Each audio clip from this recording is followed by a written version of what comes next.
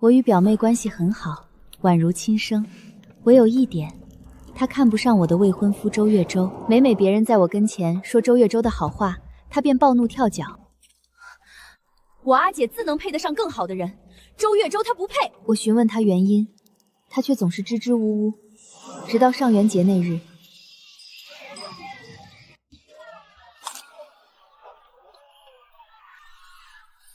阿姐快看，那边的皮影戏好热闹，还有喷火的把式，我们赶紧过去占个好位置。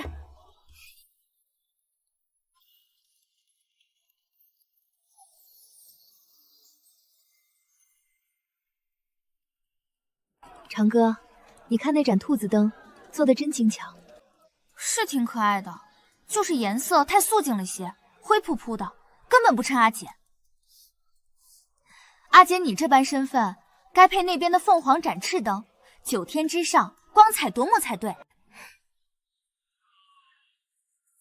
真是出门没看黄历，晦气到家了，怎么哪儿都能碰见他？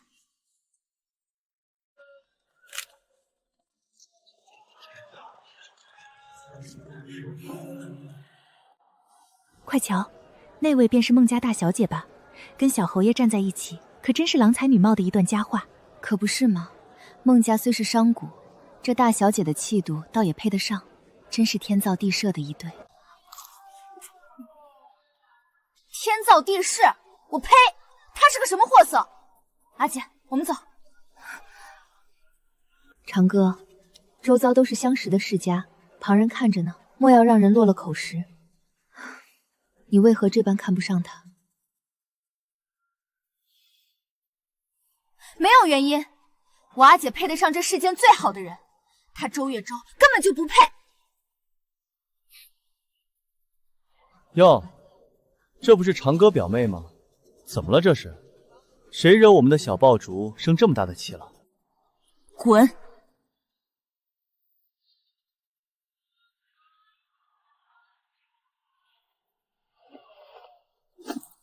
老板，这盏兔子灯本侯要了。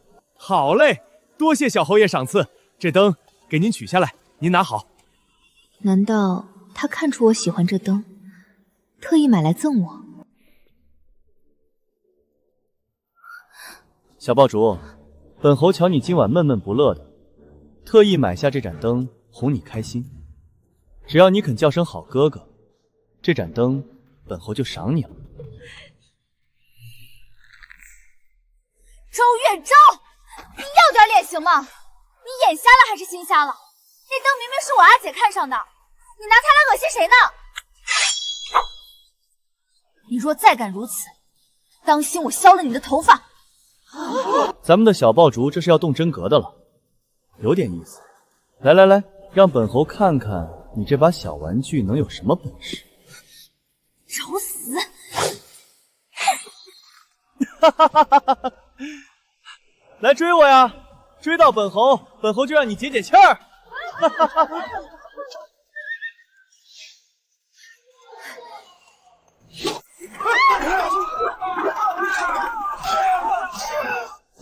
小侯爷这分寸算是拿捏透了。孟大小姐在旁边站着，魂儿却跟着表妹跑了。谁让孟大小姐没脾气呢？这若是换了旁人，早闹翻天了。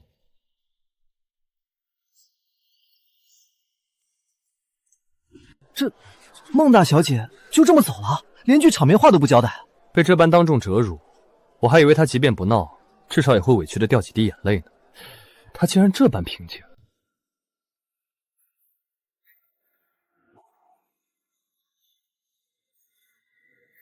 阿姐，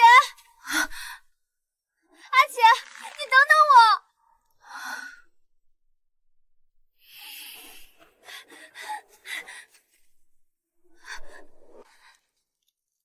阿姐，那只兔子灯根本不好看，这个是我刚刚买的。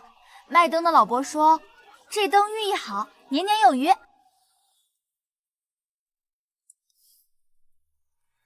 阿姐，你千万别生我的气，我就是看不惯周月舟那副嚣张的样子，我绝不允许他欺负你。我真的不是故意要给你惹麻烦的，阿姐，信我。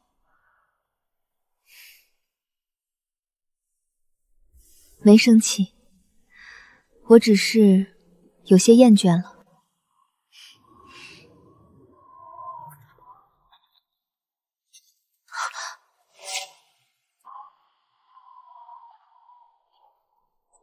小爆竹，刚才跑那么快做什么？本侯又不是真要抢你的东西，你居然还哭了。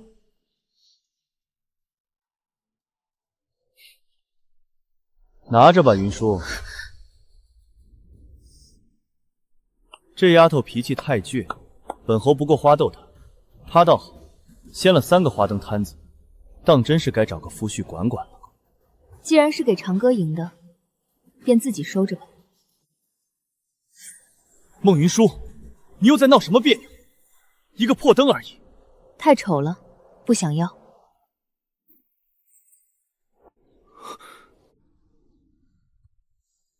长歌，我们回家。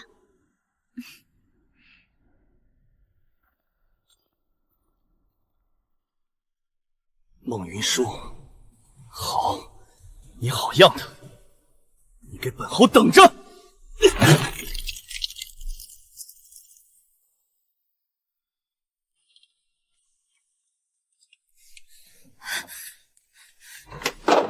二小姐，您这是怎么了？要不要奴婢去请大夫？没有我的吩咐，谁也不许靠近院子半步。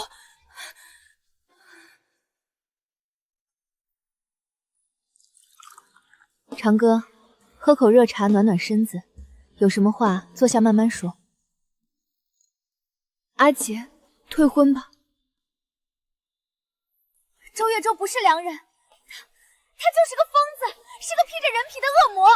长歌往日性子虽然急了些，但绝不会这般失态，这模样更像是知道些什么极其可怕的事，却受限于某种原因无法全盘打出。为何突然这么说？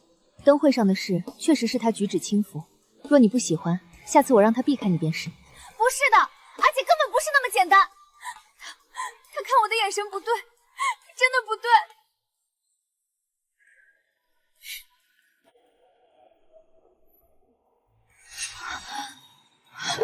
他今天故意拿灯逗我，根本不是玩笑，他是在恶心我们。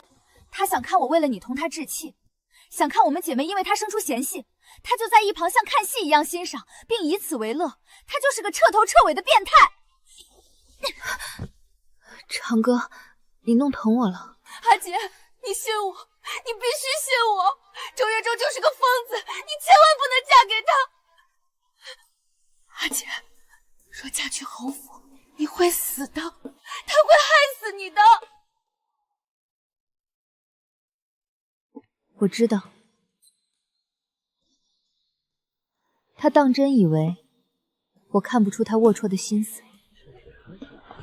前些日子我偶然听到他说，孟云舒啊，性子木讷，无趣之极，娶回去做个当家主母合适。可若是要谈风月，那可就太无趣了，还是那种有爪子的小野猫才有意思。他面对我时总是敷衍了事，可看你的眼神却炽热得很。从前你为了避嫌，从不与他多说一句话，连个正眼都不给他。我原本做好了退婚的准备，但是1个月前，他又执意催促2家长辈定下婚期。从那日以后，他便像是开窍了一样。他在你面前自称姐夫，表现出对我的无尽关爱，却又一直逗弄着你。尤其是发现你最在意我的想法，便总是拿我做引子，故意惹你生气。待你生气为了我打抱不平时，他又轻飘飘地扔下一句玩笑罢了，让你满腔怒火无处发泄。你还不明白吗？他骨子里就是个卑劣的小人，他喜欢看你张牙舞爪，却又对他无可奈何的模样，他觉得这是一种极大的乐趣。我说的是不是？阿姐，你既然什么都知道，为什么不走？为什么还要忍受他这么对你？长歌，你以为我不想吗？你以为我愿意将自己的下半辈子葬送在那种人手里吗？这门婚约是祖父生前与老侯爷定下的。我们孟家世代经商，能在这京城立足，靠的就是清贵2字。100年来最重诺守信，没有过硬的错处，没有能堵住天下悠悠众口的铁证。退婚便是孟家背信弃义。那怎么办？难道就这么任由他把你推进火坑？长歌，你听我说，我会退婚，但我要堂堂正正的退。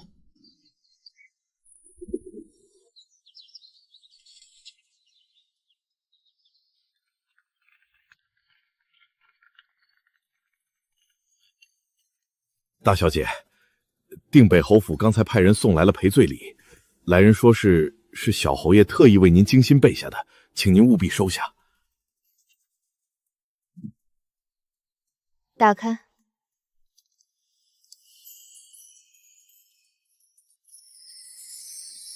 大小姐，您看，小侯爷对您可真上心了。他知道大小姐您平日里最爱。大小姐向来喜好素雅，从不佩戴这种艳丽的海棠步摇，而且大小姐口味清淡，从不吃百味斋甜腻过头的糕点，反倒是顾长歌小姐对海棠步摇和甜腻糕点爱不释手。小侯爷这是赔罪吗？这分明就是挑衅啊！赔罪？这分明是新一轮的羞辱和挑衅。周月舟，你真是把虚伪和傲慢刻进了骨子里。管家，原封不动的抬回去。是。告诉侯府的人，这种不清不白的东西，我们孟家不收。老奴这就去办，绝不让这些脏东西污了大小姐的眼。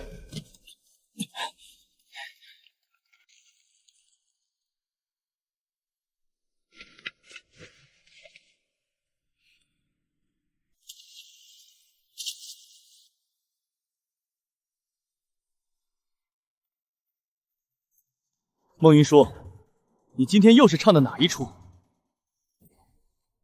小侯爷深夜造访，放着正大光明的大门不走，非要学那上不得台面的梁上君子。怎么，是觉得我孟家的墙头比你侯府的大门还要好看吗？你少在这里给我阴阳怪气！我问你，为何要把我送来的赔罪礼原封不动的退回来？灯会上的事儿我都由着你，东西我也送了，你还要端着架子到什么时候？非要把两家的脸面都撕破才甘心吗？周月舟，你今天差人送来的那些东西，是在向我孟云舒赔罪吗？不然呢？那箱子里哪一样不是价值千金的宝物？哪一样不是为了哄你高兴？为了让你消气，本侯已经费尽心思了，你不要给脸不要脸！费尽心思，拿着我孟家铺子里的钱去买我妹妹喜欢的首饰，再打着送给我的旗号来恶心我，那看来真是我孟云舒瞎了眼，不识抬举了。周月舟，你这个畜生，给我滚出去！这里是孟府内宅，搬一个三更翻墙进来，还要不要脸？长歌妹妹，你怎么总是这么大火气？本侯不过是来看看自己的未婚妻，与她诉诉衷肠，说几句提起话，这怎么就不要脸了呢？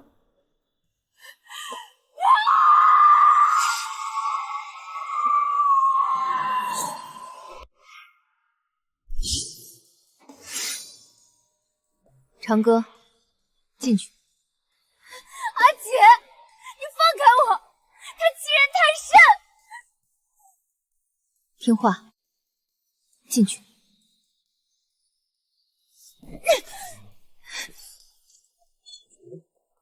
周月舟，你昨日差人送来的那2箱东西我看过了。南街王记的绿豆酥，那是长歌从小最爱吃的点心。珍宝阁新打的那只海棠土唇步摇，是长歌上个月逛街时多看了一眼的。至于那几样甜腻糕点，我孟云舒最厌恶的就是这种甜到发腻的东西。你打着向我赔罪的幌子，送来的全都是我妹妹的心头好。周月舟，你这份赔罪礼还真是用心良苦啊！你恶心我也就罢了，毕竟这桩婚事本就是祖辈定下的，非你我所愿。但是周月舟，你给我听清楚了，你有什么怨气冲我来，别把那些肮脏的歪心思到长歌身上，更别连累他的名声。她是我孟家捧在手心里的姑娘，绝不是你可以随意轻贱的玩物。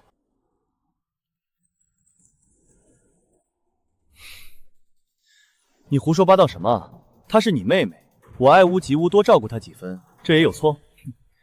我以前只觉得你性子木讷无趣，倒没想到素来以温婉大度、知书达落著称的孟家大小姐，心胸竟然狭隘到了这般地步。你若是连亲妹妹的醋都要吃，以后当了侯府主母，还怎么容得下其他人？周月舟，你我都清楚是怎么回事，装什么？你觉得这样颠倒黑白有意思吗？我看根本就是你无理取闹、小题大做罢了。孟云舒，奉劝你一句，认清你自己的身份，别给脸不要脸，也别给你孟家丢人现眼。周月舟，这桩婚事作罢，我是不会嫁给一个伪君子的。你说什么？孟云树，你是不是气得失心疯了？退婚？就凭你？你有什么资格以及敢跟我提退婚？你今年已经20了，除了我侯府，这京城里还有哪家公子肯娶一个老姑娘？我倒要看看你孟云树是不是真有这个胆子。你们孟家又丢不丢得起这个人？再和这种畜生多费一分口舌，都是在作践我自己。怎么，知道怕了？知道怕就好，现在后悔还来得及。只要你和我道歉，今天的事我就当没发生过。别碰我，你这副嘴脸真让我觉得恶心至极。好，好得很。孟云树，你有种，有本事你今天就去退。今天就把话放在这里，这婚书是你们孟家想求就求，想退就能退的吗？我告诉你，你要是真有本事能把这婚退了，本侯管你叫祖宗。好，明日早朝后，太白楼见。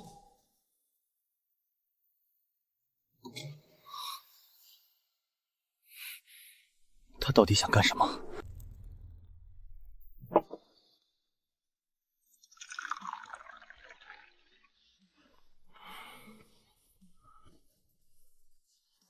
孟大小姐，侯府与您名下几间铺子的往来账目，老奴都给您带来了，都在这里了。您过目。其实都是些寻常的人情往来，金额不大，哪里值到您这位外的少伯亲自过问呢？不用看了，那本是你们连夜做出来的假账。我今天叫你来，只问你几件事，你给我如实作答。去年深秋，侯府在城南开的那家绸缎庄亏空了底子，快要倒闭。周月周是不是打着周转的名义，从我母亲留我的玉器行里支走了8000两银子，至今未还一文？今年开春，城东的米铺资金周转不灵，你这个大管事是不是又打着侯府采买过冬粮的旗号，从我的粮铺里强行赊走了12000两白银的精米？这笔账又去哪儿了？还有你们那位高高在上的小侯爷，他平日里打赏花魁，在酒楼设宴摆婆，甚至去吃喝玩乐的开销，这3年里零零总总加起来，绝对不下5万两。我且问你，这些烂账，哪一笔是你那本可笑的假账上记录在册的？老侯爷过世之后，你们定北侯府早就成了一个外强中干的空壳子。这些年，若不是靠着我孟家庞大的产业，在背后源源不断的给你们填补窟窿，你们侯府上下早就喝西北风去了。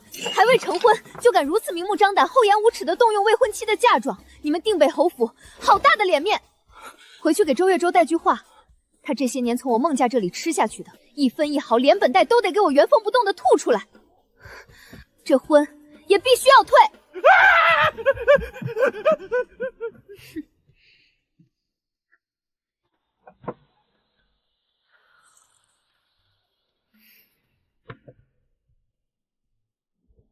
周月周那个伪君子，向来自视甚高，极好面子。这3万两的亏空被我当面揭穿，他必然不会善罢甘休。这退婚之路，恐怕还会有诸多波折。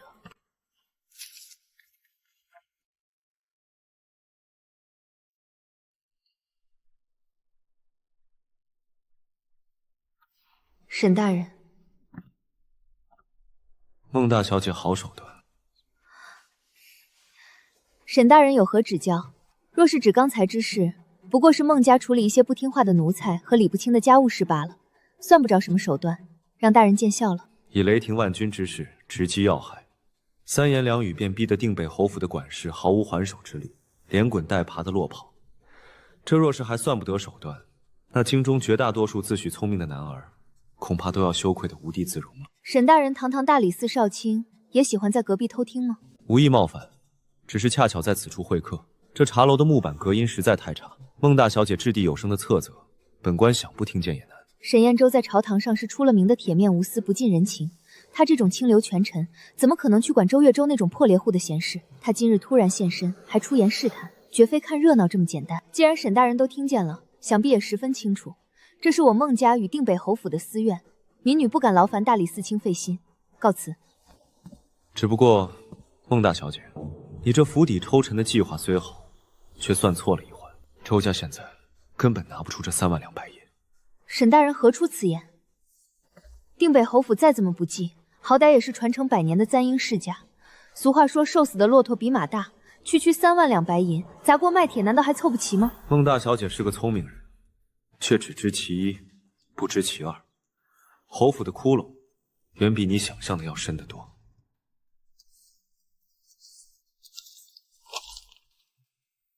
周月舟10日前在地下钱庄借了5万两高利，抵押了侯府仅剩的地契。他借钱做什么？竟然连祖宅的地契都抵押出去了。他在城郊建了一座别院，名字叫长乐居。我最近正巧在查朝臣私放印子钱的事情，觉得不对，便叫人去查了查。这名字长乐是什么意思？我起初也觉得事有蹊跷，一个穷途末路的破落户为何要大兴土木，便派了几个精锐暗卫去西郊实地查探。结果发现，那座别院的建筑图纸和所有采买清单都透着一股令人毛骨悚然的古怪。里面的所有布置，从镂空雕花的窗格样式，到沉香木梳妆台的雕纹，再到床幔的颜色与丝线绣法，全都是1比1，分毫不差的仿造你家表妹顾长歌的规格。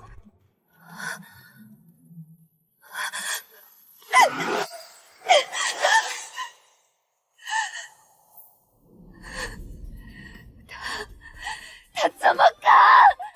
怎么敢？大小姐，您快回去看看吧，出大事了！小翠，出什么事了？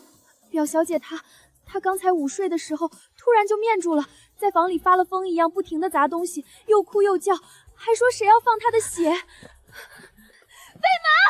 立刻回府！大小姐，您可算回来了。表小姐她在房里发疯似的摔东西，还一直喊着谁要放她的血。闭嘴！今天的事，谁都不准乱嚼舌根。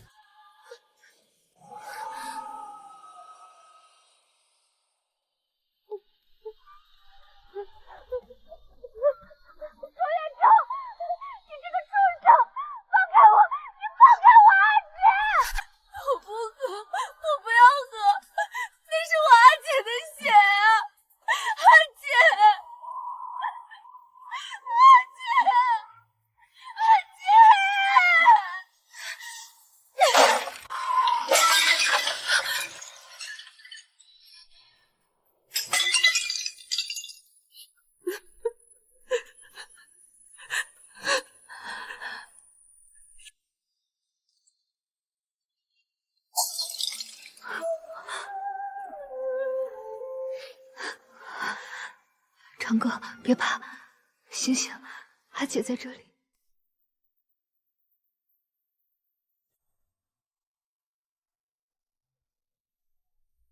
阿姐，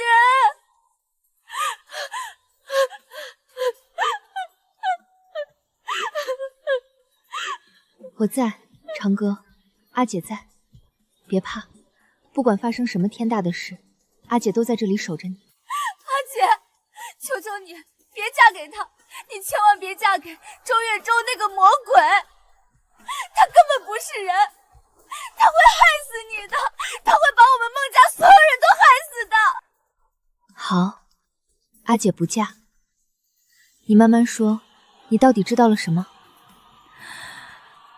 阿姐，你一定觉得我疯了，对不对？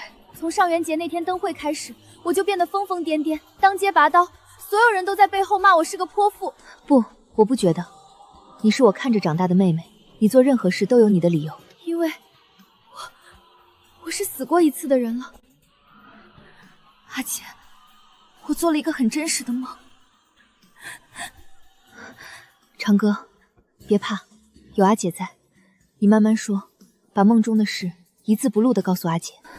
在梦中没有上元节那场闹剧，你带着10里红妆嫁入了侯府，可周月舟根本不爱你，侯府成了囚禁你一生的冰冷牢笼。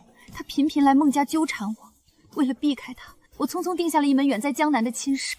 可我没想到，送亲路上我们遭遇了山匪，124人无一生还。等我再醒来时，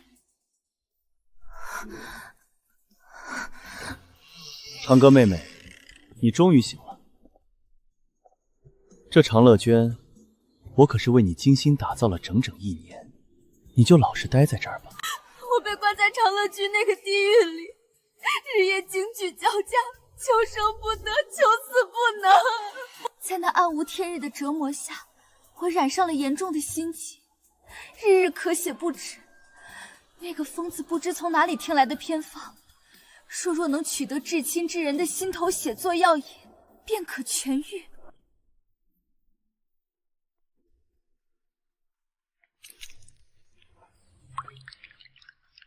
放开我，周月舟，放开我！能用你的血救长歌，是你的福气。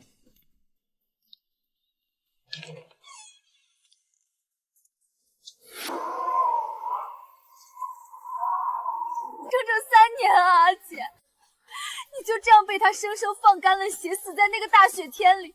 我得知真相后，当着他的面，用你送我的那把短刃，割断了自己的喉咙。等我再次睁开眼，就是上元节那天。阿姐，是我故意引得他失态，是我安排了街上看戏的人。我只想让你认清他的真面目。他想看我们在他面前争风吃醋，他享受这种把我们姐妹玩弄于股掌之中的感觉。我恨他，阿姐，我好恨啊！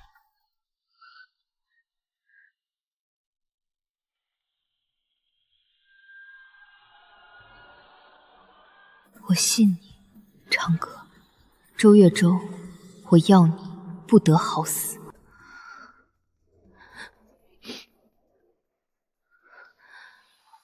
长歌，看着我。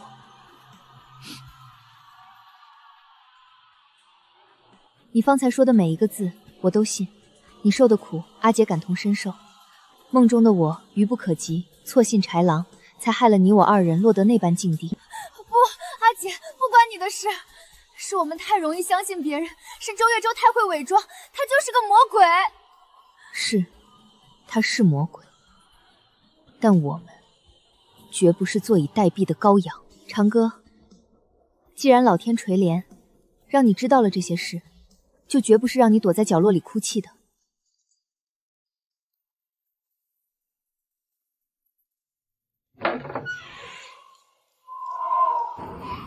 明日太白楼，你跟我一起去。我们被他算计了1次，这第2次，要他用命来填。好，阿姐，我跟你去。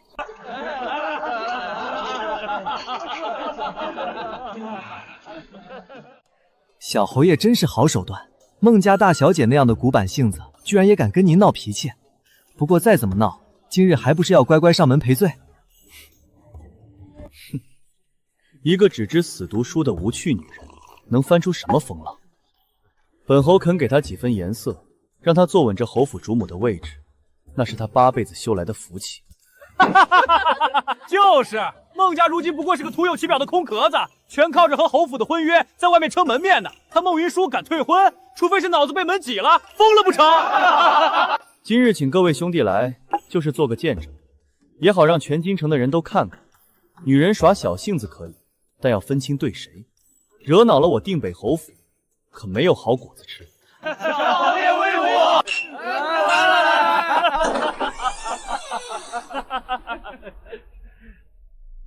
哟，孟大小姐还真来了。小侯爷昨日不过是去了趟后院转了圈，大小姐这就沉不住气，巴巴的跑来兴师问罪了。这醋劲儿可真够大的。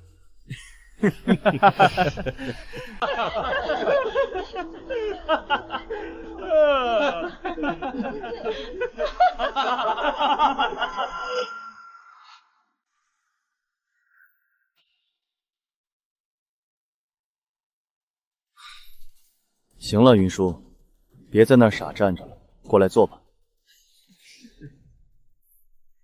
昨日之事，本侯也有不对的地方，我不该当着你的面拿那盏兔子灯去斗长歌，但你也知道，我一向把长歌当作亲生妹般疼爱，绝无半点他意，是你多心了。可你万万不该说出退婚2字，你知不知道，这话要是传了出去，对你我2家的声誉有多大的影响？孟家世代清贵，最重信诺2字。你身为孟家大小姐，怎能如此不顾大局，如此任性妄为？不过，本侯向来不是小肚鸡肠之人。今日只要你当着大家的面，把昨日退婚的胡话收回去，本侯就当你在耍小性子，绝不追究你的过错。从此以后，你安分守己，乖乖做好你的侯府主母，相夫教子。我向你保证，定北侯府未来的荣华富贵，绝对少不了你的一份。孟大小姐，听见没有？小侯爷这是多大度啊！快给小侯爷认个错，敬杯酒，这事儿就算翻篇了。是啊，女人家家的，闹这么大场面做什么？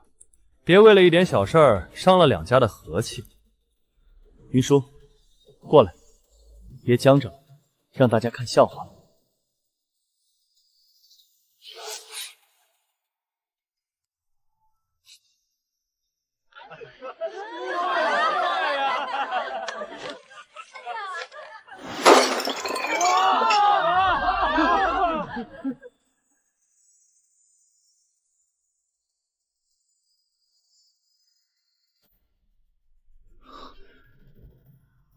孟云舒，你给脸不要脸！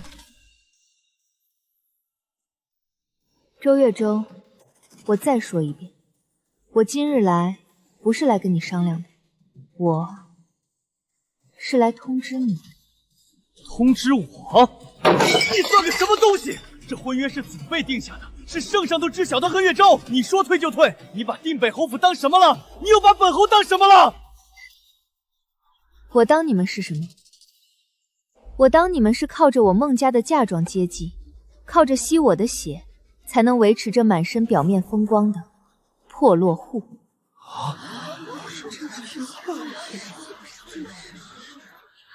城南绸缎庄，城东米铺，加上你侯府这2年上至老太君补品，下至赏花魁的钱，统共亏空了整整3万两白银。这钱全是孟家出的。周月舟，你不要脸，我还要脸，图谋为过门妻子的嫁妆吃喝玩乐，全京城你独一份。这3万两，3日内连本带利送到孟府，少1分，顺天府见。孟月舟，你算什么东西，也敢来查我侯府的账？这婚约是祖辈定下的，是你孟家高攀我定北侯府，你说退就退，你把侯府当什么了？当成拿着我孟家的钱，在外面建别院养外室的烂泥坑。不是吧？用未婚妻嫁妆养外室，这也太下作了。平时小侯爷出手阔绰，还以为侯府家底殷实呢，搞半天全花的孟家的钱，跟这种吃软饭的混一块儿，真跌份。你在这胡说八道什么？简直血口喷人！谁养外室了？城郊长乐居。周月舟，你还想让我把里面的布置一样一样说给在座的各位听听吗？好，孟云舒，你真是长本事了。既然你非要把事做绝，半点退路不留，那咱们干脆鱼死网破，谁也别想好过。你敢把这退婚书递到顺天府去，我明日就敢让人满京城去传。就传你孟家表小姐顾长歌不守妇道，传她早与我定北侯府暗通马曲，私定终身。长乐居是吧？我大可以当面承认那院子是我建的，我不但建了，里面还确确实实住过人。哈哈哈哈哈哈！到时候你去问问，满京城谁会相信你这个好表妹是清白的？我看她还能嫁给谁？周月舟，你找死！长歌，冷静。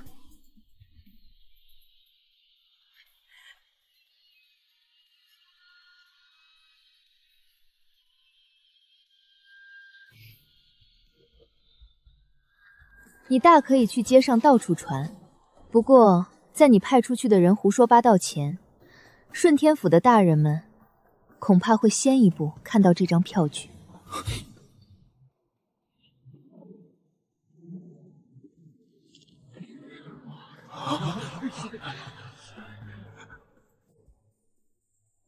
地下钱庄5万两高利，你为了建长乐居，拿侯府仅剩的地契去抵押也就罢了，可你竟胆大包天，偷了老太君当年由太后亲赐的诰命金册，一起做了抵押。周月舟，私自抵押御赐之物，按律该当何罪啊？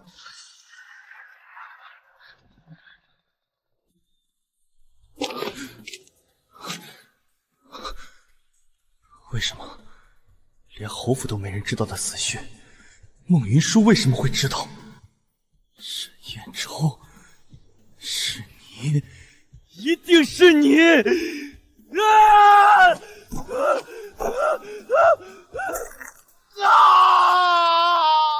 我的手！桌上的退婚书，立刻给我签了。3万两欠款，3日内1分都不许少。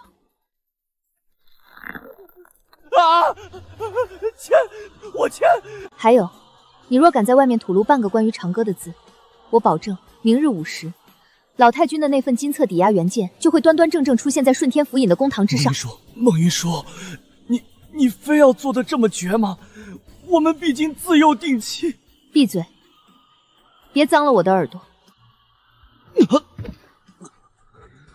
你我之间早就恩断义绝，快签。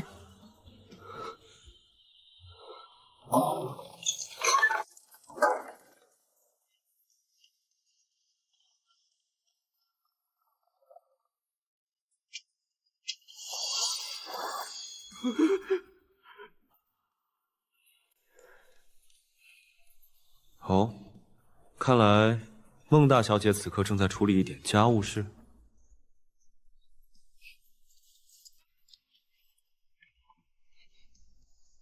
让沈大人见笑了，一点私事很快就能处理妥当，不劳烦大理寺费心。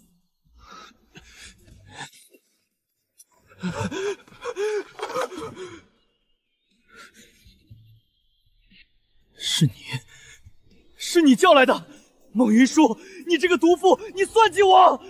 周小侯爷，本官在问话，你在这儿大吼大叫，是在质疑大理寺办案，还是在挑衅本官的耐心？好啊，好一个孟云舒，好一个大理寺！你这是算计好了要逼死我？你以为你赢定了？孟云舒，我就算死也要拉上你们垫背！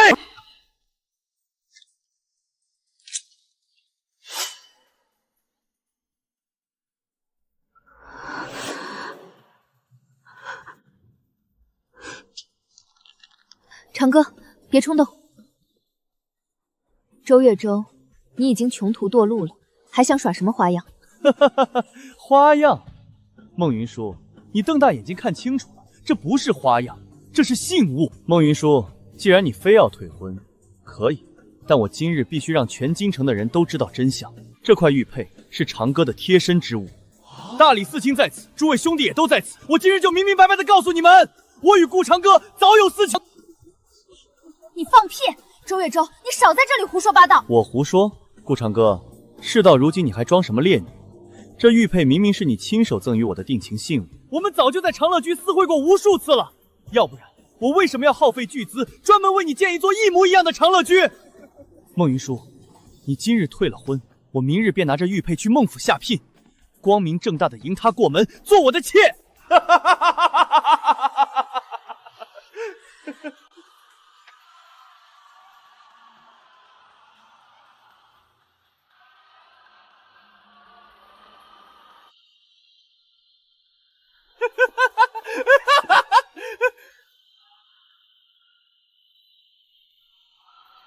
周月舟，你是不是觉得自己很聪明？真以为随便拿一块破玉佩就能拿捏住我的命门了？长歌，事到如今，你何必再装贞洁烈女？你我之间的情谊，这块玉佩就是铁证。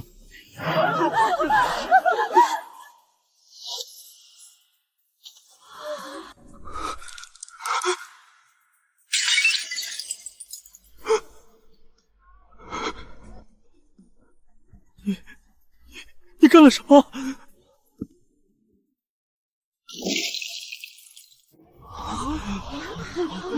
周月舟，你真以为你那点下作肮脏的手段能瞒天过海？我院子里的粗使婆婆前脚偷了我的玉佩，后脚就被我拿住了。这封供状上面明明白白写着，是你定北侯周月舟花了50两白银，指使一个下人去偷孟家表小姐的贴身物件。堂堂侯爷，干出这种偷香窃玉的安杂事，拿个赃物就想来污我的清白，你配吗？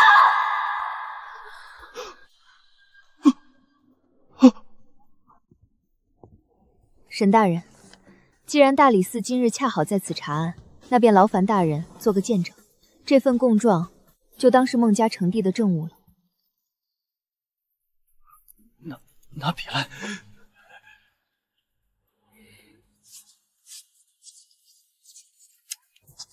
3日之内，3万两白银送到孟府。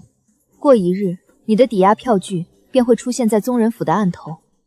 你好自为之。你已经拿到了退婚书，还想逼死我不成？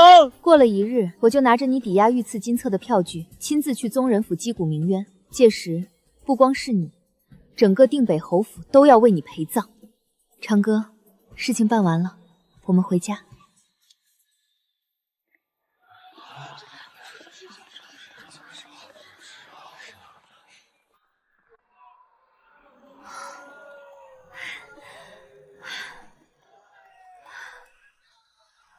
阿姐，痛快，真是太痛快了！你刚才看到周月舟那张脸没有？青一阵白一阵的，简直比生吞了10只苍蝇还要难看。我这辈子都没这么舒坦过。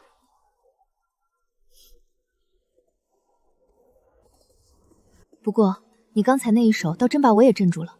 那供词是从哪儿弄来的？在雅间里，那血腥味儿，连我都差点信以为真了。阿姐，这你就不懂了吧？那婆子被我当场抓获后，我略施小计吓唬了她几句，她就全招了。那供出确实是她自己画的押，只不过嘛，那供状上的内容我稍稍润色了一下。周月舟自己做贼心虚，哪里还敢仔细验看真伪？对付周月舟那种恶心人的无赖小人，就绝不能心慈手软，必须比他更狠，更不择手段。我要让他知道，我们孟家的女儿绝不是任人宰割的羔羊。我们长歌终于长大了，这丫头终于不再是那个只会被仇恨蒙蔽双眼、横冲直撞的鲁莽少女了。经过这件事后，也能保护自己、保护家人了。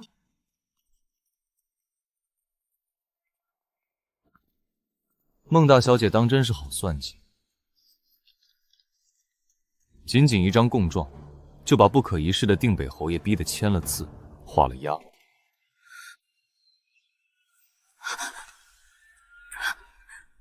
他怎么看出来的？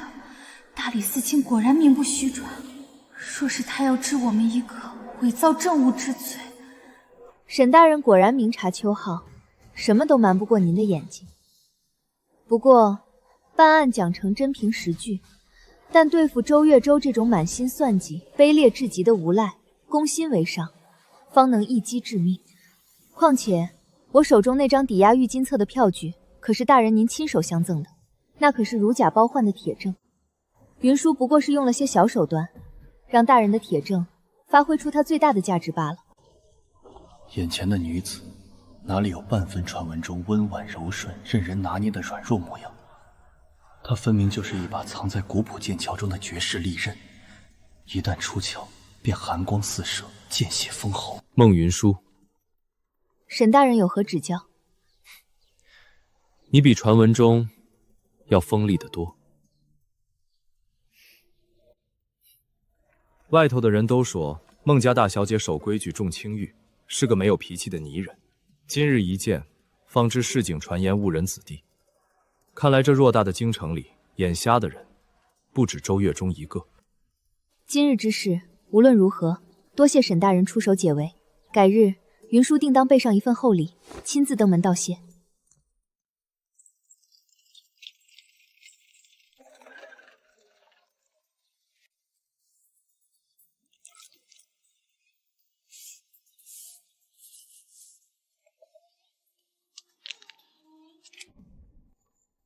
管家，将这份退婚书找人得抄100份，连夜送到族中各位长辈的府上，还有京中所有与孟家有生意往来的各大世家，一家都不许漏掉。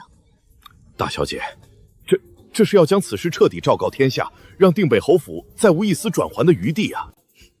对付那种毫无底线的无赖，就不能给他留任何反口咬人或是泼脏水的机会。我要让全京城的人都看得清清楚楚，不是我孟云舒配不上他定北侯府，是他周月舟根本不配入我孟家的大门。是，老奴这就去办，绝不让侯府有可乘之机。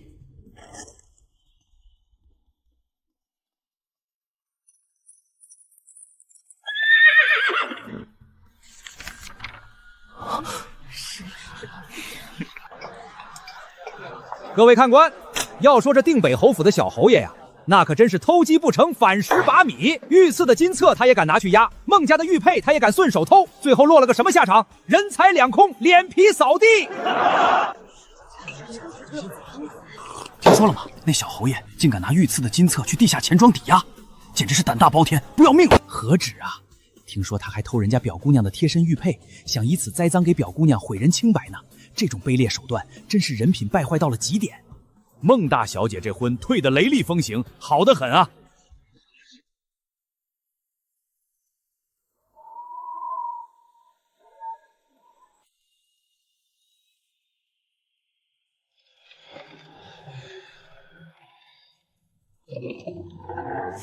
奉我家侯爷之命，送来3万两白银，还请孟管家点收，将先前的账目两清。东西放在台阶上，你们可以滚了。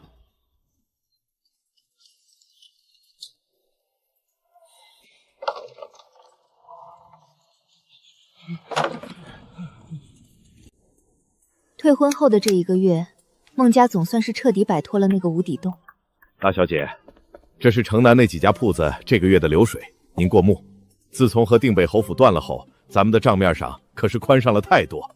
从前填进侯府的窟窿，我要一点点连本带利的补回来。阿姐，城郊马场那匹新来的红马太烈了，但我今天终于把它驯服了。慢点跑，一头汗。阿姐，我听说定北侯府最近连下人都遣散了大半，老太君日日喝的极品燕窝都换成碎银耳了。没有了孟家，他们连体面都维持不住，这才刚开始呢，好戏在后头。我跟你们说，那孟云舒就是个商户女，浑身铜臭味。本侯休了她，是他孟家的损失。侯爷说的是，来喝酒喝酒。侯爷这般风流倜傥，何愁找不到更好的？等过几日，他孟云舒肯定会哭着跪在侯府门口求我收留他。侯爷，小店要打烊了，您看这账是不是结一下？记在侯府账上，或者去找孟记商行的人结。侯爷，孟小姐早就吩咐过了，以后您在咱们这儿的花销概不赊账，必须现结。你放肆！本侯还能欠你这几个酒钱不成？一共是120两银子。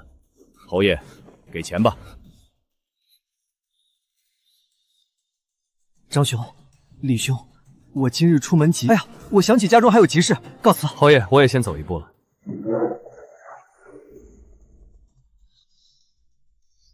滚！都给我滚！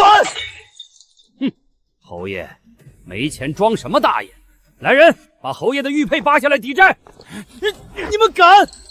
我是定北侯，你们这群刁民！孟云舒，你竟敢如此羞辱我，你一定会后悔的。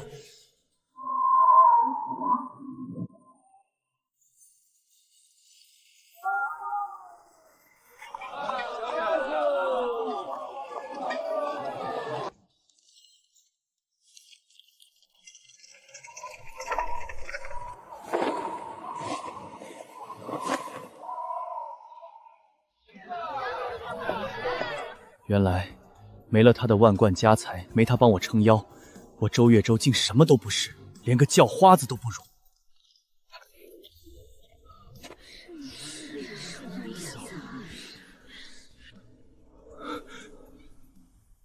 云舒，周公子，今日是我锦绣阁开门迎客的大好日子，我们只做贵客的生意，不施舍闲杂人等。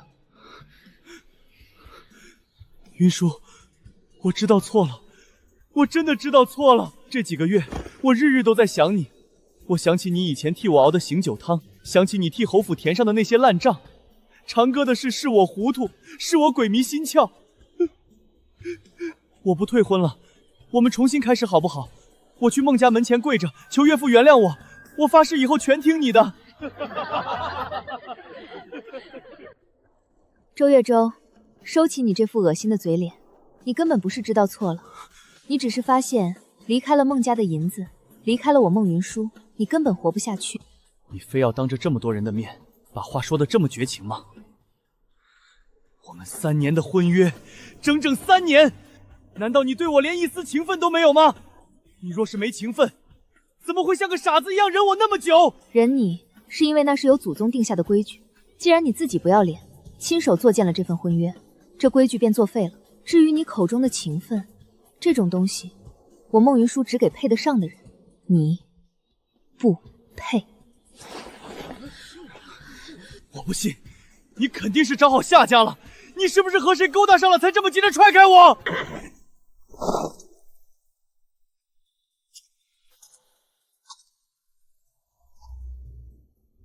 孟老板今日开业大吉，沈某特意厚着脸皮来讨杯热茶驱驱寒。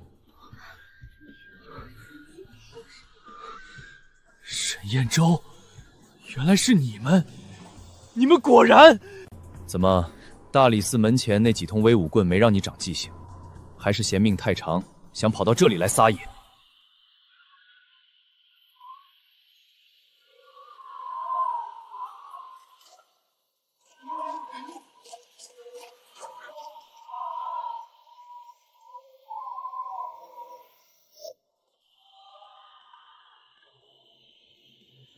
周月舟为了凑齐3万两白银，走投无路，把长乐居低价死当给了城西的一家地下钱庄。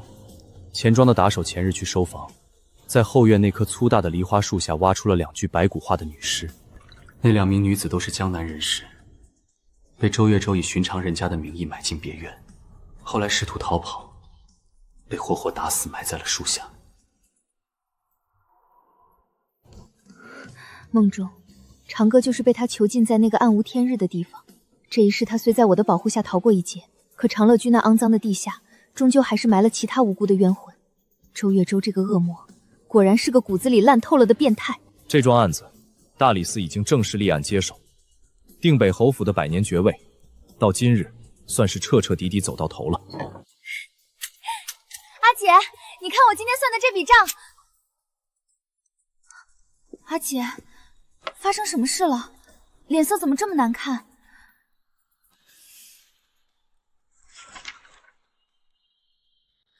畜生！周月舟，你个畜生！我这就去敲段文公报官！我要亲眼看着这个恶鬼被千刀万剐！长歌，别冲动，大理寺已经接手了这个案子。这案子既然落到了沈燕州手里，周月舟绝无翻身的可能。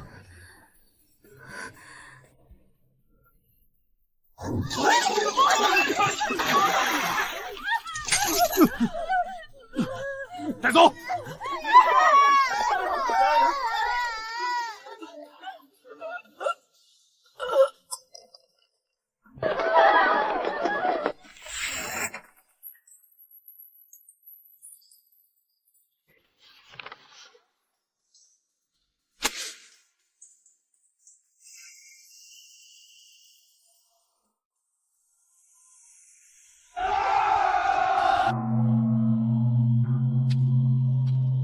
这一斩，为那2个死在长乐居的无辜女子；这一斩，为梦中死不瞑目的我自己。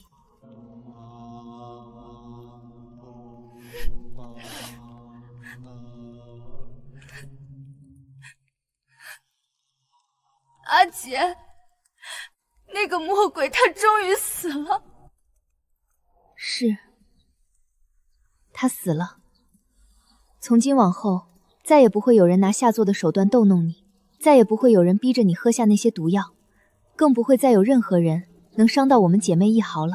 阿姐，你真好。梦中是我太没用，没能护住你，今生你却自己护住了我们俩。傻丫头，血浓于水，我们是一辈子的亲姐妹。长歌，前尘往事皆已如烟，日后你的人生便完完全全由你自己做主了。去郊外跑马，去江南游学，去做任何你想做、爱做的事。天高海阔，阿姐永远做你的后盾。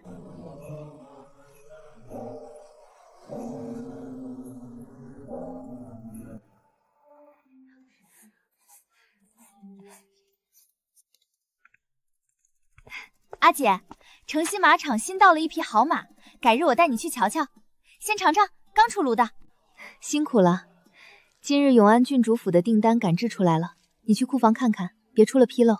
放心，我亲自盯着。如今咱们的日子再不由得旁人拿捏。想起以前为了那桩破婚事，阿姐你过的那般居住，我就来气。都过去了，如今我们靠自己的双手也能织出一片锦绣天地，这才是真正安稳的日子。凭什么？凭什么我们周家倒了，他孟云舒反倒过得风生水起？那铺子，那地段，本都该是我周家的。姑母，您就别气了，定北侯府都抄了，周月舟那小子也砍了头，咱们还能怎么样？怎么样？孟云舒他拿着我们侯府的3万两赔银开了铺子，那就是我们周家的钱，他不仁就别怪我们无义。你去多找些人手，就说他孟云舒用诡计掏空侯府家底，我们上门去要安家费，他不是最要脸面吗？人越多，闹得越大，他就越怕。先跟他要5000两。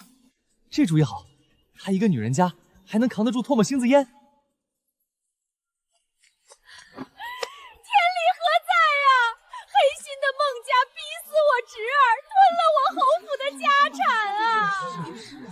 大家快来看啊！各位父老乡亲评评理，这孟家大小姐用诡计哄骗我侄儿周月舟，签下不平等的退婚文书，掏空我们侯府的家底，逼得小侯爷申请新场。如今他坐拥金山银盐，我们周家却流离失所，连口饱饭都吃不上啊！听着是惨啊！原来这锦绣庄是靠着侯府的钱开的，知人知面不知心，看着光像，心够黑的。今日他孟云舒拿不出5000两银子，我们便日日守在这里，叫这铺子做不成半分生意。欺人太甚！长哥，别冲动。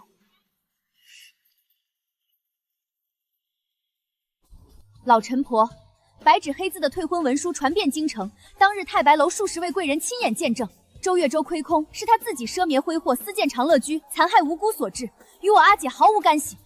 再无故撒泼寻衅，休怪我兵刃无情。文书都是你们威逼利诱得来，不作数，我不管，要么赔钱，要么关停铺面归还侯府旧产，没得商量。周老夫人想要平房说理不难，你不信人证物证，我们便信官府。大可拿着你的说辞去顺天府递状纸，当初那3万两白银是周月舟自愿赔付的嫁妆亏空，收据人证一应俱全，都存于顺天府备案。你们若是蓄意敲诈勒索，依照大例，主犯流放3000里，从犯杖责50，这牢狱之灾怕是免不了的。你手拿官府压我，我们走，这事儿没完。姑母，那孟云舒软硬不吃，还拿大律吓唬人，明着来怕是不行了。明着不行，就来暗的。他不是最看重那间铺子的名声吗？我就让他身败名裂，万劫不复。这是我最后的银子，小四，你去查锦绣庄里哪个伙计手脚不干净，或是家里等钱救命的，我要买一个内应。买内应做什么？我打听过了，3日后永安郡主府的人要来取一批定制的上品云锦秋袄。你说，要是郡主府拿到的是一堆粗麻烂布，会怎么样？欺瞒皇亲，那可是抄家的大罪。姑母，这招也太毒了。对他这种毒妇，就得用毒计。到时候我们只需在旁边煽风点火，借郡主的手，就能让官府查封他的黑店，让他跪着来求我。你是谁？我是谁不重要。听说你娘病重，没钱买药。你想干什么？只要你帮我做一件小事，郡主府订的那批云锦，你找机会用这些东西换的。你放心，事成之后我再给你20两，到时候你拿着钱远走高飞，谁也找不到你。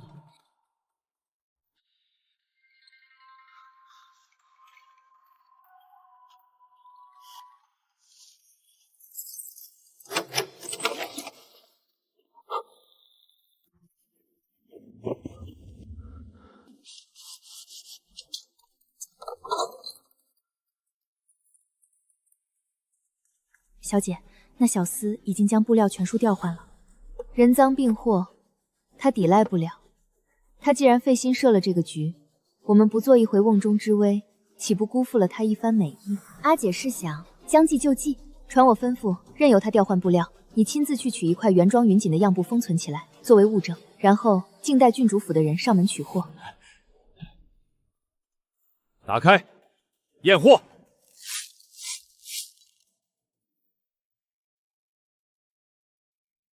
这是什么东西？这不可能！入库的时候还是好好的。诸位街坊都来看啊！黑心孟家去腐烂糊弄皇室宗亲，怠慢郡主，今日定要查封了这间黑心绸缎庄。管家息怒，此事必有蹊跷，还请容我一刻钟，定会给郡主府一个交代。去，把我3日前让你封存的那个木盒取来。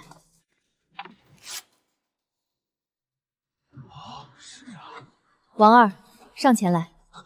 我问你，库房钥匙平日是否唯有你与掌柜2人掌管？是。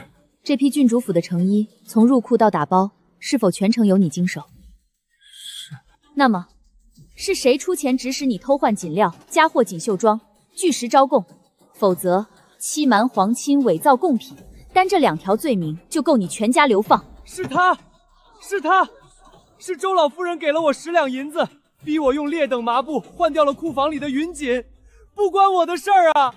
求大小姐开恩，求管家饶命啊！民妇是被猪油蒙了心，是一时糊涂啊！求孟大小姐开恩，饶我这一次吧，我再也不敢了。干什么？放开我！如今律法当前，求情无用。顺天府令，周氏敲诈商户，盘剥百姓，罪证确凿，即刻抄没家产，流放西南。周小次为虎作伥，杖责30，赔付锦绣庄名誉损失3000两，其余人等各打10板，即刻执行。